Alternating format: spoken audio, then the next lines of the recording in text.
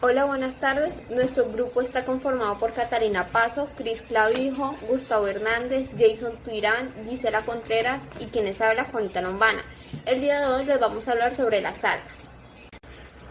Las algas son organismos con la capacidad de realizar la fotosíntesis oxigénica, es decir, la modalidad de la fotosíntesis mediante la cual el agua es el donante primario de electrones y por lo tanto liberan oxígeno en forma como su producto. Estas también obtienen el carbono orgánico con la energía de la luz del sol. Existen más de 30.000 especies de algas conocidas, que pueden ir desde microscópicas hasta muy grandes, llegando a medir hasta 100 metros. Las algas tienen ciertas características las cuales las hacen distintivas del resto de plantas terrestres, como vienen siendo la ausencia de un verdadero embrión. Por lo tal, las algas no son embriófitas. ¿Y qué son las plantas embriófitas? Bueno, son aquellas que se caracterizan por poseer una serie de adaptaciones para la vida fuera del agua y por lo tanto son las responsables de la colonización de la tierra por la planta. Y la segunda característica es la ausencia de una envoltura multicelular alrededor de los gametangios y esporangios. La morfología. Las algas presentan una morfología muy variada. Van desde las formas unicelulares inmóviles, como son la clorella, a organismos con tejidos con funciones similares a los haces conductores, como vienen siendo las laminarias, que pueden alcanzar varios metros de tamaño. Podemos distinguir varias formas desde el punto de vista morfológico. Pueden haber algas esféricas, alargadas y fusiformes. Bueno, la organización celular. La organización celular que presentan en general las algas es de tipo eucariótica, es decir, presentan un núcleo delimitado por una doble membrana, mitocondrias, cloroplastos, retículo endoplasmático, complejo de Golgi y lisosomas. En contraste a esta, hallamos las algas verde-azules, las cuales presentan una organización celular de tipo procarióticas, es decir, no tienen organelos celulares y su ADN se encuentra en una sola molécula circular en el citoplasma. Por otra parte, tenemos la pared celular. La mayoría de las algas presentan una pared celular conformada principalmente por celulosa y glicoproteínas. ¿Y qué son las glicoproteínas? Bueno, estas son moléculas compuestas por una proteína unida a uno o varios glúcidos simples o compuestos. Aparte de estas, encontramos que las diatomeas presentan una pared celular de sílice y las algas verde-azules presentan una pared celular de Mureila. Además, hay otros grupos que presentan incrustaciones de carbonato de calcio. Pigmentos fotosintéticos. La clorofila A es el pigmento fotosintético común en todas las algas y las plantas embriófitas. Además de esta podemos encontrar los pigmentos accesorios, los cuales son capaces de absorber la energía que la clorofila A es incapaz de absorber. Estos están conformados por la clorofila B, C, D y E y son los principales encargados de la coloración externa que presentan las algas. Al hablar de nutrición, nos damos cuenta que hay tres grupos de nutrición. Está los autótrofos, los heterótrofos y está la mixotrofia. Los autótrofos están divididos a su vez en dos. Están los fotoautótrofos, los cuales toman los fotones de la luz como fuente de energía, y los quimiautótrofos, los cuales son capaces de utilizar compuestos inorgánicos reducidos como sustratos para obtener energía y así poder utilizarla. Por otra parte, están los heterótrofos. Estos son organismos que no pueden producir su propio alimento, sino que se nutren de otras fuentes de carbono orgánico, principalmente de materia vegetal o animal. Y por último, está la mixotrofia, los cuales son una mezcla de la nutrición autótrofa y heterótrofa. Y todos aquellos organismos que presentan esta nutrición se les denominan misotróficos. Bueno, ahora vamos a hablar sobre la reproducción. Las algas se pueden reproducir mediante dos vías. Está la sexual y la asexual. En la asexual encontramos el caso de las algas verde-azules, las cuales es solamente mediante la fisión binaria. Esta consiste en la duplicación del ADN seguido de la división del citoplasma, dando lugar a dos células hijas. Por otra parte, tenemos el caso de las células unicelulares, que es mediante la mitosis. Este es un proceso que ocurre en el núcleo de las células eucarióticas y procede inmediatamente a la división celular. Consiste en el reparto equitativo del material hereditario característico. Está también la otra vía, que es la vía sexual, y esta se divide en tres. Está la oogamia, la cual es aquella en donde el gameto masculino es pequeño, móvil y flagelado, y el gameto femenino es mucho mayor al otro. También está la isogamia, la cual es una forma de reproducción sexual propia de los vegetales, en la cual los gametos que se unen para formar el cigoto son idénticos de tamaño y de estructura. Por último tenemos la anisogamia. Este es un tipo de reproducción mediante la fusión de dos gametos de distinta forma y tamaño. La historia evolutiva de las algas. Basándonos principalmente en la historia evolutiva de las plantas, esta las describe en sus muy diversos niveles de complejidad, que van desde la aparición de las primeras microalgas unicelulares marinas, pasando por las plantas o por las primeras plantas terrestres como son los musgos, luego pasando por las primeras plantas vasculares como los licopódicos y los helechos. Siendo así, llegando hasta el máximo o hasta el mayor nivel de complejidad, como lo podemos ver o denotar en las plantas con conos, es decir, las plantas coníferas, y las plantas con flores, es decir, las plantas angiospermas. La importancia de las algas. Estos organismos son los principales productores primarios en la biosfera, ya que juegan un papel fundamental en la composición de la atmósfera y en el ciclo global del carbono. Algunas de estas especies florecen en aguas eutróficas, mientras que otras son sensibles a químicos y a desechos orgánicos. Esto se presenta por sus cortos ciclos de vida y a sus rápidas respuestas a cambios ambientales. Ecología y movilidad. Bueno, en el punto de vista ecológico, la función ecológica más importante o más conocida de las algas es su productividad en cuanto a la materia orgánica a partir de la materia inorgánica en el mar. De esta manera, la materia orgánica entra y juega un papel fundamental en la cadena trófica. Por ende, podemos decir de que las algas marinas son el principal o el primer eslabón de la cadena trófica marina y aportando además también alimento al resto de los organismos. Bueno, por otro lado, decimos también de que el principal productor de la materia orgánica son las algas microscópicas, ya que éstas se encuentran flotando en el mar, en la superficie, y que constituyen a los fitoplancton. Ahora bien, si hablamos un poco de su distribución, estas algas son conocidas como cosmopolitas. Esto quiere decir que viven en cualquier tipo de climas. Podemos decir en otras palabras que son aclimatadas a las más diversas situaciones ambientales. Siguiendo el tema de la ecología, algunas algas ayudan a la formación de los arrecifes coralinos. Estas son las algas zooxantelas. Estas viven en simbiosis con otros organismos, los cuales les proporcionan nutrientes necesarios para su desarrollo. Las algas verdes, las más conocidas como las algas alimedas, estas proporcionan material muerto y se sedimentan con otros organismos, los cuales constituyen la sedimentación y la compactación. Esto es muy importante en los arrecifes. Bueno, las otras algas son las algas rojas lauresianas.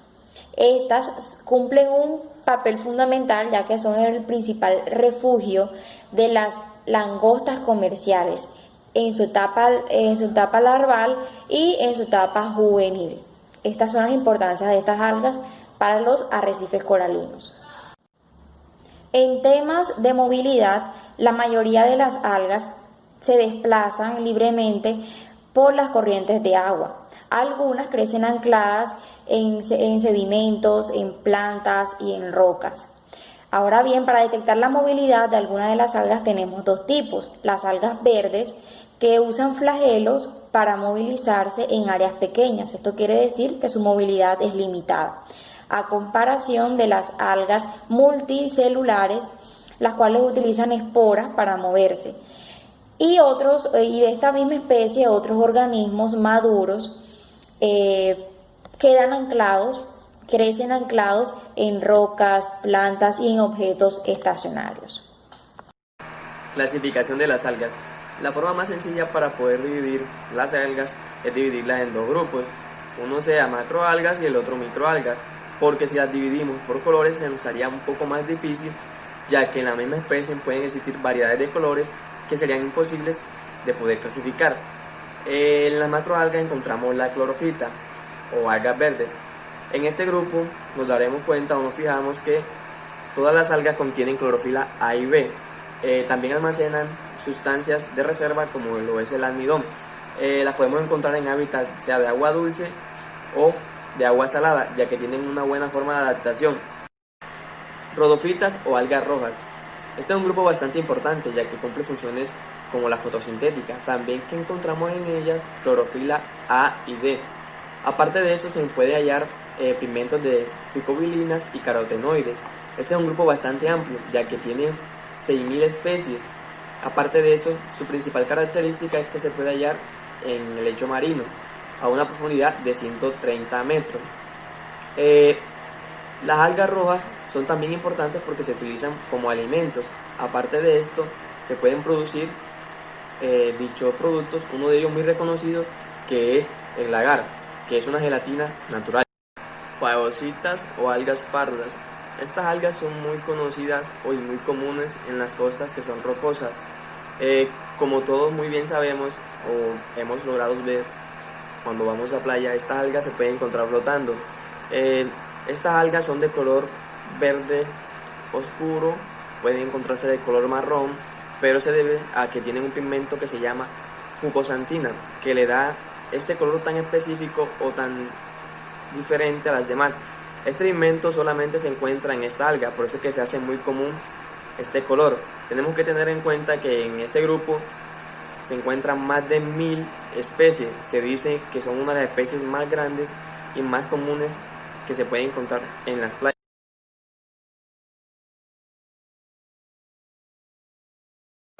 De las microalgas podemos decir que representan un grupo bastante heterogéneo, dada su naturaleza polifilética. Esto también le permite habitar en muchos distintos ecosistemas, porque no solo se limitan a todos los ecosistemas acuáticos, ya sean lagos, mares, ríos, inclusive artificiales como pueden ser una piscina o una pecera, sino que también en suelos, no solamente en aquellos húmedos, sino en aquellos también que presentan un alto grado de acidez, resequedad, en hábitats completamente fríos y también dentro de rocas endolíticas. Dicho lo anterior, también su clasificación es bastante variada. Una de estas formas de clasificarlo es dada la naturaleza de su clorofila. Si bien la mayoría obedecen una naturaleza de clorofila tipo A, algunas son derivadas y no necesitan necesariamente de la luz como fuente energética. Por ejemplo, algunos flagelados y algunas clorofitas utilizan el acetato como fuente de carbono y energía. Sin embargo, es necesario que esto tenga la luz como catalizador para poderse llevar a cabo. Otra forma de clasificar a las microalgas es por el tipo de polímero carbonado que utilizan como reserva energética. Como vimos, estos también suelen ser bastante variados. Pueden ir desde los lípidos, que suelen ser aquellas microalgas que se utilizan en la producción de biocombustibles, o incluso el alfa 1,4 de glucosa, que es el típico almidón que usan plantas como el sorgo, y sorprende un poco que las microalgas utilicen este tipo de polímeros carbonados como reserva energética, que son propios de plantas de orden superior. Otra forma para clasificar a las microalgas es debido a la estructura de su pared celular. Esta suele ser bastante variada, puede ir desde la más común que encontramos en cualquier planta, como es la celulosa, hasta ácido algínico, que es algo muy propio de las microalgas, ácido funínico, inclusive pueden tener quitina, que es algo que se ve un poco más en los animales, o carbonato cálcico, que suele ser las típicas microalgas que se encuentran en ecosistemas coralinos. Y por último podemos encontrar aquellas que se clasifican según su tipo de movilidad. Aquí pues realmente no hay tanta variedad, ninguna de las microalgas va a presentar silicios, presentan flagelos, algunas dinoflagelos, e inclusive algunas ni siquiera tienen ningún tipo de artefacto para moverse, son completamente móviles y de ellas lo único que se va a mover son sus gametos a la hora de reproducirse. Ahora bien, si vimos varias formas de clasificarlas anteriormente, De manera taxonómica se dividen en 8 clases, que son las Cryptophyceae, las Trichophyceae, las Dinophyceae, las Dictyochophyceae, las Primiosophyceae, las Eulonophyceae, las Chlorophyceae y las Bacillorhiophyceae. Estas últimas, también conocidas como diatomeas, que son las más importantes, principalmente porque solo en este grupo existen más de 20.000 especies de microalgas, y estas componen una gran fuente de generación de biomasa, una parte importante en la cadena trófica de los ecosistemas acuáticos más que todo. Y otra cosa, por lo que ya explicó mi compañera Catalina, es porque las diatomeas son las principales encargadas de hacer la fotosíntesis a nivel marino, componen la gran parte del fitoplancton de la superficie terrestre, por lo cual la generación de oxígeno que contribuyen estas a los ecosistemas del mundo es incalculable. Cabe resaltar que existen varios estudios que plantean la utilización de distintas especies de diatomeas para tratar las aguas con gran carga orgánica, ya sean de una planta de tratamiento o en la recuperación de un río, dado que estas utilizarán dicha carga orgánica como fuente de carbono, la procesarán y la convertirán en biomasa comestible para peces, plantas, o simplemente se dejan decantar una vez muertas estas para su posterior descomposición en el suelo y pasar a carbono mineral. A continuación vamos a hablar sobre el hábitat. Las algas se encuentran en todas partes del mundo y tienen la capacidad de colonizar cualquier medio ambiente. Hay algas subaéreas, acuáticas y terrestres, dentro o sobre rocas, fango, arenas, plantas o animales, en agua dulce, salada o salobre. Habitan desde los lagos tropicales hasta las nieves alpinas y polares. Esto es debido a que son muy antiguas. Se han encontrado registros fósiles desde el Precámbrico, cuentan con mecanismos de dispersión y tienen la plasticidad adaptativa. Particularmente se han estudiado con mayor énfasis las algas asociadas al manglar y se ha demostrado que representan un valor ecológico significativo, especialmente por su aporte de carbono y materia orgánica en la columna de agua y su contribución a la remoción de nitrógeno, fósforo, metano y metales pesados que afectan a la calidad de las aguas costeras. Las algas son utilizadas frecuentemente como bioindicadores de calidad de agua, ya que son fácilmente muestreables e indican de una forma bastante clara la presencia de contaminantes, debido a su sensibilidad a los cambios en las características del medio en que la habita. Las más utilizadas son las diatomeas, las cuales forman parte del fitoplancton tanto de medios marinos como dulceacuícolas, muestran el estado trófico del medio según su abundancia, al igual que la mineralización del agua o salinidad. También son muy sensibles a la acidificación del agua y bioacumulan una gran variedad de contaminantes. Al ser microorganismos, detectan cambios a corto plazo y presentan una respuesta rápida a estos cambios. Las macroalgas también se emplean como bioindicadores, generalmente en el medio marino. Al igual que las diatomeas, bioacumulan diversos contaminantes. Algas de aguas limpias. En este grupo comprenden diatomeas, flagelados de color, ciertas algas verdes azules y unas cuantas algas rojas de aguas dulces, siendo los flagelados mejores indicadores de aguas limpias de muchas algas mayores. Algas de aguas contaminadas. Cuando las aguas son contaminadas por desagüe, domésticos o aguas negras, las algas presentes reaccionan de cierta manera que se considera de gran importancia.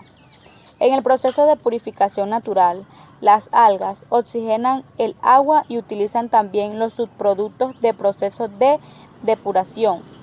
Y por su clase y número, las algas y otros microorganismos presentes en la parte contaminada de una corriente difieren de las que se hallan antes del desagüe de las alcantarillas.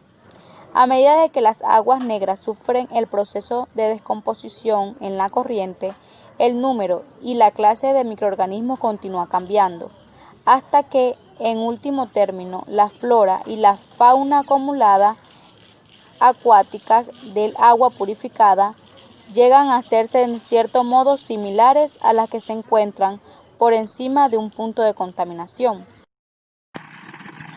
Bueno, a continuación vamos con las ventajas y desventajas de las algas.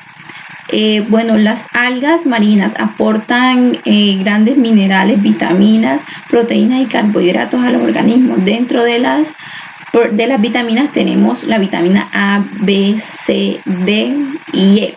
Una gran ventaja que se destaca de estas algas es que últimamente se ha ido implementando el biocombustible de algas, debido a que los recursos energéticos como el gas y la gasolina han comenzado a agotarse.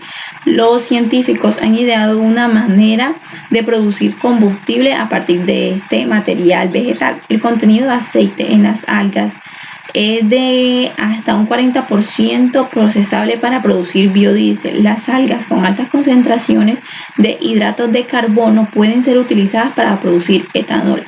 Esto es algo muy importante a nivel ambiental y a nivel de un desarrollo sostenible, por así decirlo. Otra ventaja que se destaca es que los animales acuáticos también se benefician de gran medida de las algas, ya que sirven de alimento a los microorganismos de los que los peces se alimentan. Estas algas se utilizan también como abono para mejorar las cosechas.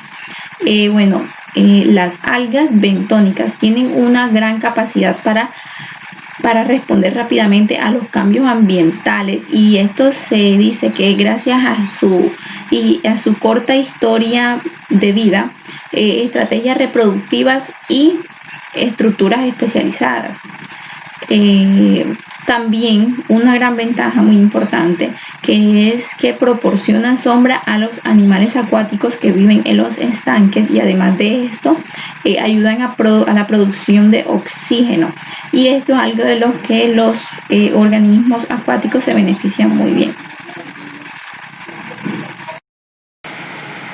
Desventajas de las algas. Además de ser beneficiosas para la vida marina, una cantidad excesiva de algas también es perjudicial para la misma. Las algas filamentosas se presentan como finos hilos verdes que forman mantas flotantes. Pueden causar la muerte de animales acuáticos debido a la estrangulación. Otra desventaja para las personas es que aquellas personas que sufren de hipertensión deben moderar el consumo de estas algas. De lo contrario, estas pueden ser perjudiciales para la salud. El crecimiento de algas azul-verdes, también conocidas como cianobacterias, pueden causar un olor en el agua desagradable, una capa de suciedad en la superficie e incluso implicar un riesgo para la salud, ya que estas liberan toxinas y son perjudiciales para la salud, como ya lo dije.